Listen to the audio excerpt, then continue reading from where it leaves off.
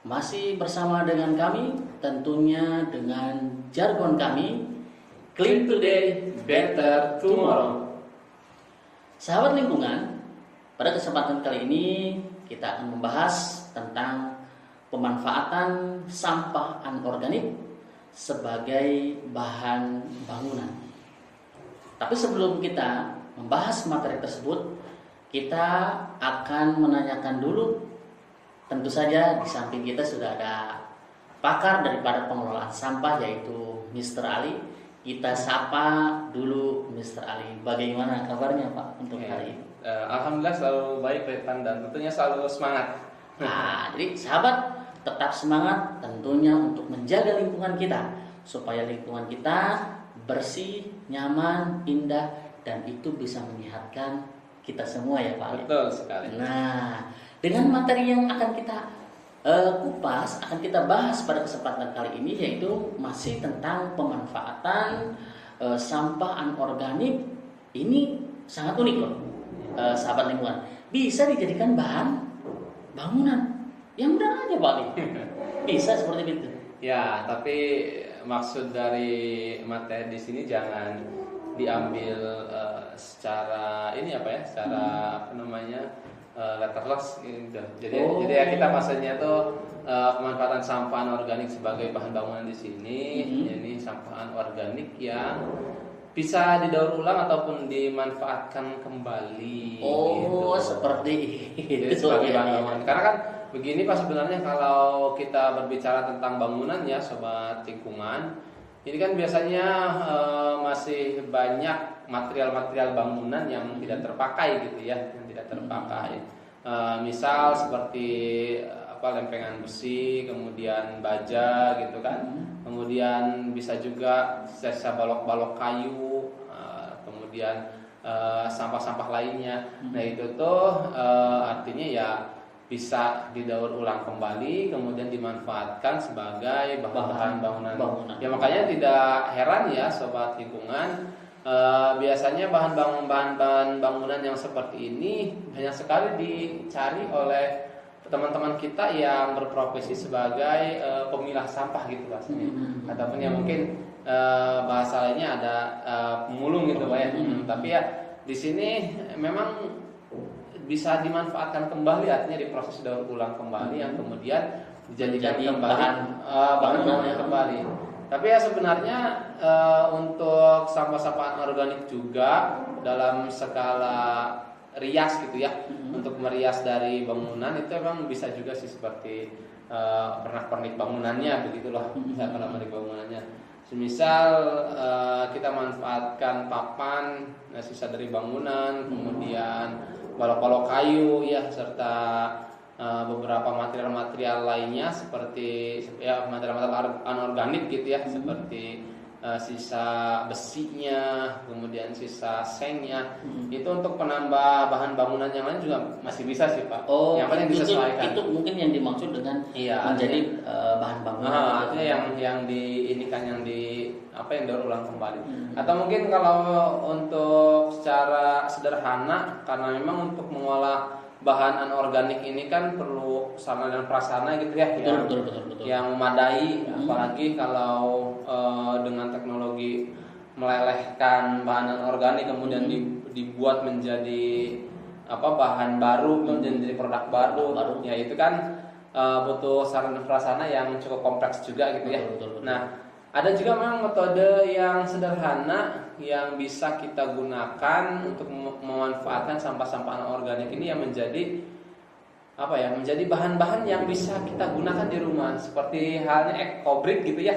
Ekobrik itu juga bisa kita bikin dari sampah-sampah anorganik sederhana. Dan ekobrik ini nanti bisa kita susun menjadi hiasan ya, betul. Ya, ataupun bisa juga menjadi tempat duduk, meja-meja sederhana, itu bisa juga memanfaatkan. Artinya ya di situ memang kalau ekobrik seperti itu bukan bahan bangunan utama gitu ya, bukan konstruksi gitu loh. Tapi ya intinya bisa gitu. Nah, itu menjadikan hiasan ya kebanyakannya ya. Kemudian untuk sampahnya itu jenis sampah organik yang bisa digunakan itu kira-kira yang seperti Ya, apa saja? untuk bahan bangunan mungkin di sini. Iya, untuk bahan bangunan tentunya.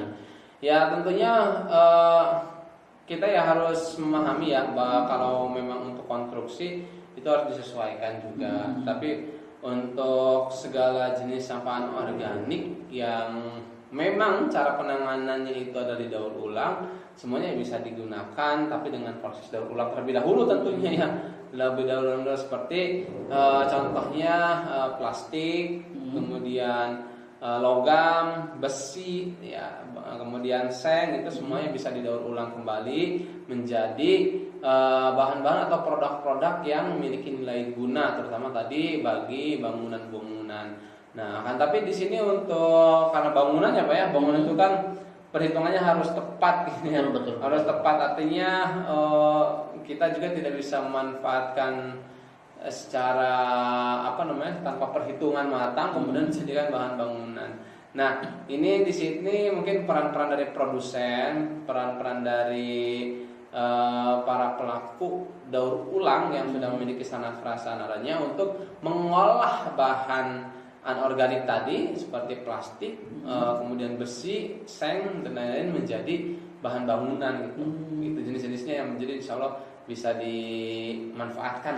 Nah, itulah sahabat lingkungan tadi tentang jenis-jenis sampah anorganik yang bisa digunakan untuk bahan bangunan. Jadi tidak semua yang namanya bahan sampah anorganik itu bisa digunakan, tapi sesuai dengan kebutuhannya. Betul, ya Pak. Betul. Nah, kemudian kira-kira Pak Ali bisa ada contoh pemanfaatan sampah anorganik untuk bahan bangunan itu dan manfaatnya itu seperti apa sih Pak? Oke, kalau contohnya tadi mungkin bisa kita sebutkan tadi di awal ya. Kita bisa memanfaatkan besi-besi bekas, kemudian seng-seng bekas juga masih bisa dimanfaatkan untuk bahan bangunan. Tapi tentunya kalau masih berupa sisa-sisaan itu harus didaur ulang kembali, ya daur ulang kembali. Nah, adapun manfaatnya di sini ya tentunya mengurangi biaya produksi apa ya? Biaya produksi artinya kalau masih ada besi-besi yang masih bisa dimanfaatkan ya otomatis itu bisa mengurangi biaya produksi yang kita keluarkan untuk bangunan-bangunan yang sedang dikerjakan. Dan tentunya juga untuk karena ini merupakan pengolahan sampah, maka kita juga membantu mengurangi sampah yang ada di lingkungan begitu.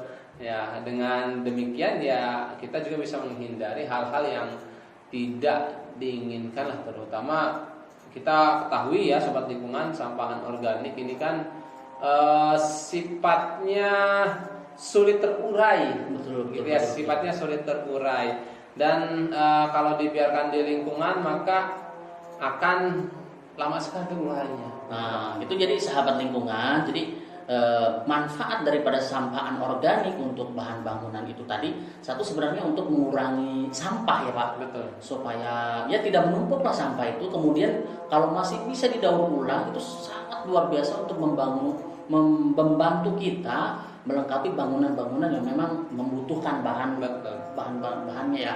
Nah, jadi sahabat lingkungan, jadi ketika kita mempunyai bangunan atau sudah mendirikan bangunan, kemudian ada sampah-sampah hasil bangunan, itu jangan langsung dibuang ya Pak.